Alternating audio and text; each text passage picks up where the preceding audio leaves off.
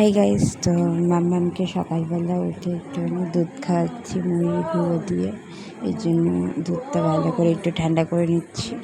এই দেখো, আর দেখো সকালবেলা আমার অবস্থা কী। আর আজকে মাম্মামকে ডাক্তার দেখাতে নিয়ে যাবো, আর খুব দুষ্টুমি করছে। আর ডাক্তারের ওখানে গিয়ে না মাম্মাম একটু ভালো করে চেক আপ করাতে দিল না, ভীষণ দুষ্টুমি করছিল দেখো।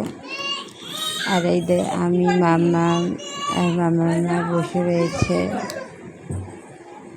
এই যে কী দুষ্টুমি করছিল, মাম্মাম একটু ভালো করে চেক আপ করতে দিল না, কারণ বিশাল দুষ্টু করছিল। আর এই ওষুধগুলো দিয়েছে ক্যালসিয়ামের, তারপরে ভিটামিন, অনেক ওষুধ দিয়েছিল। ঘুমাই না, খাই না, এই জন্য ওষুধ নিয়ে এসেছিলাম।